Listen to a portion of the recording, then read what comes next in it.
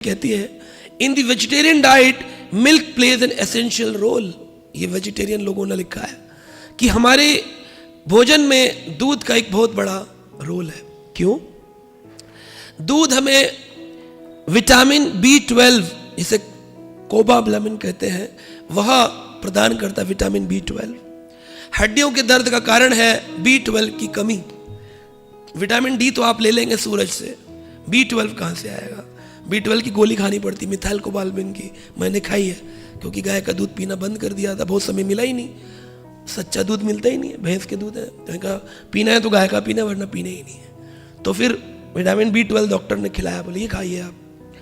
तो B12 ये micro organisms प्राप्त होते हैं पशुओं के अंदर, विशेष रूप से गाय के दूध में इसकी प्राप्ति होती है, या तो फिर पशु के मांस में इसकी प्राप्ति होती है।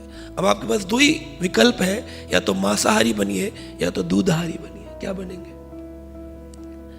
हाँ, तो दूधाहारी बनना चाहिए। विशेष रूप से 90% दूध का जो विटामिन B12 है वो समाप्त हो जाता है जब पेस्टराइजेशन किया जाता है। दूध को पेस्टराइजेशन मिल करते हैं ना, जितना दूध आप मदर डेयरी से लाते हैं। तो जब मैं कॉलेज में था तो मैंने साइंस में पढ़ाई की थी, तो हम लोग अलग अलग यूनिट्स में अपने इंटर्नशिप के लिए जाया करते थे। तो मदर डेयरी के दूध का पेस्टराइजेशन किया जाता है। कई हाई डिग्री टेम्परेचर तक उस दूध को उबाला जाएगा और फिर उसको कोल्ड में ठंडा किया जाएगा।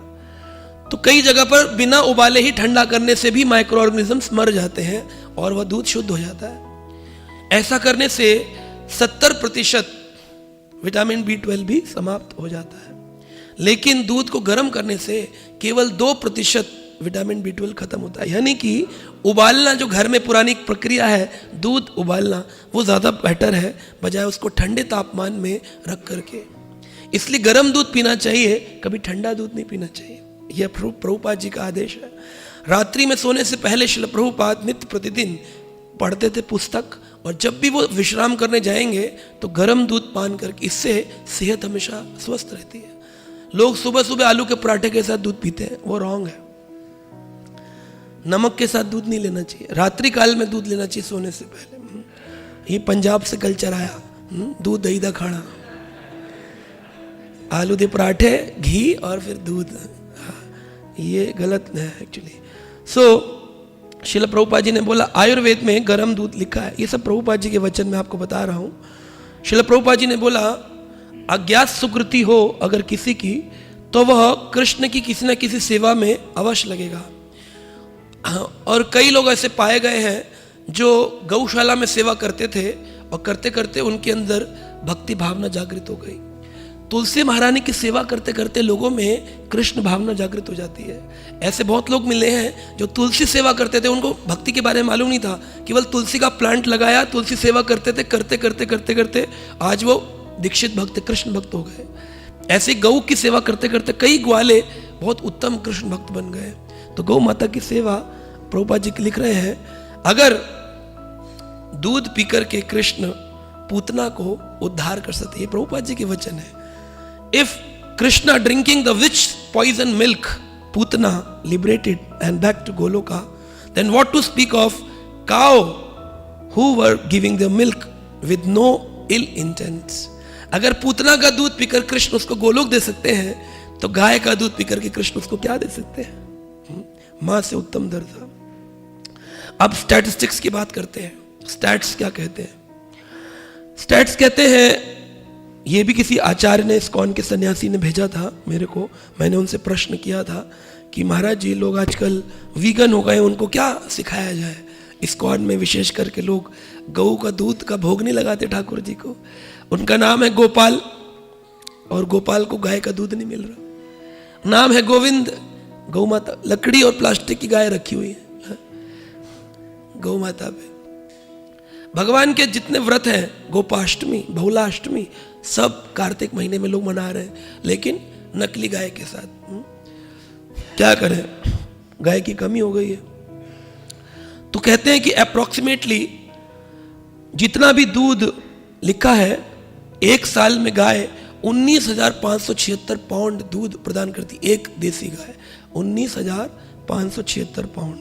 अगर लीटर में देखें तो एक साल में 7118 लीटर दूध एक गाय देती है, यानी कि पर डे 19 लीटर, 19.5 लीटर। कई गाय अगर कमजोर हो तो 15 लीटर दूध देती है।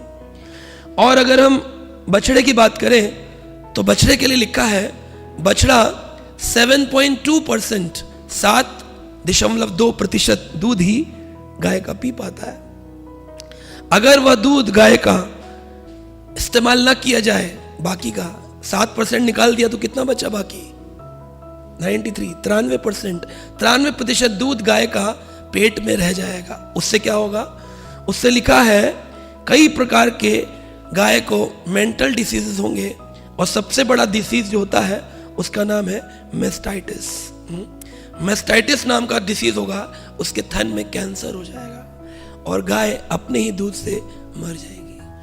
तो ये गाय की सेवा है कि उसका दूध निकालकर ठाकुर जी को भोग लगाए और भक्त लोग उसका पान करें।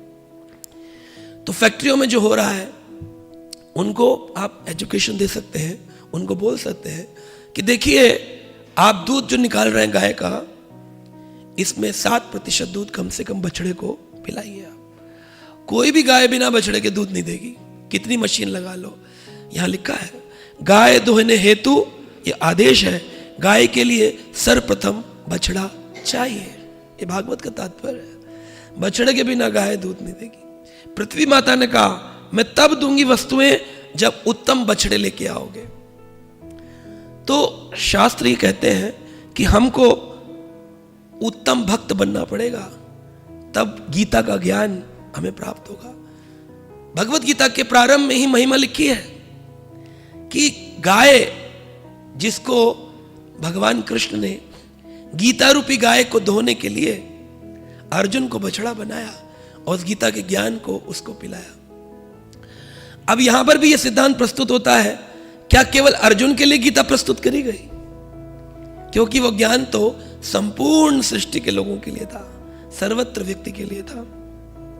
तो इस प्रकार से हम देख सकते हैं कि वो दूध सबके लिए था। 7% अर्जुन के लिए, 93% समाज, 93% समाज के लिए था। 93% समाज के लिए। तो समाज ने दुग्धवा गावा गोपाल नंदन, गोपाल नंदन ने उस गीता अमृत दूध को निकाला धोने के लिए। बछड़ा लिया अर्जुन, अर्जुन को थोड़ा थोड़ा चुस्की लगाई गीता के श्लोकों की और संपूर्ण गीता का ज्ञान समाज के सामने प्रकट किया। तो क्या क्या श्लोक आता है वो भगवत गीता का? सर्व उपनिषदो गावो दुग्धा गोपाल नंदना। सर्व उपनिषदो गावो, गीता उपनिषद जो सारे उपनिषदों का सार है, गीता उपनिषद, उसका दूध निकालने के लिए गोपाल नंदन ने अर्जुन को ग्वाला बनाया। एक गुरुजी शिष्य को यही श्लोक सिखा रहे थे, सर्व उपनिषदो गावो दुग्धा गोपाल नंदना। ये सारा ज्ञान दिया गुरुजी ने। शिष्य से पूछा क्या समझ में आया, कोई प्रश्न? शिष्य कहते हैं हाँ गुरुजी एक प्रश्न है। क्या? प्रभु जी आपने बताया सर्व उपनिषदों गावो, 2 गधा गोपाल नंदना। वो 2 गधे कौन थे जिनके लिए गोपाल नंदन ने उपनिषदों का दूध निकाला? वो कह रहे हैं दुग्धा, वो सोच रहा है 2 गधा। बोला 2 गधा गोपाल नंदना, वो 2 गधे कौन थे? गुरुजी बड़े उदास हुए, बोले इतना ज्ञान दिया तब इस गधे को समझ नहीं आया। बोले 2 गधे, उनमें से एक गधा तुम हो और दूसरे गधे हम हैं, जो तेरे जैसे गधे को इतनी देर से ज्ञान दे रहे हैं।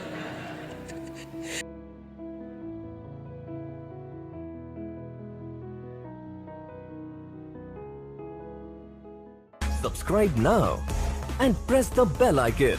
Never miss an update.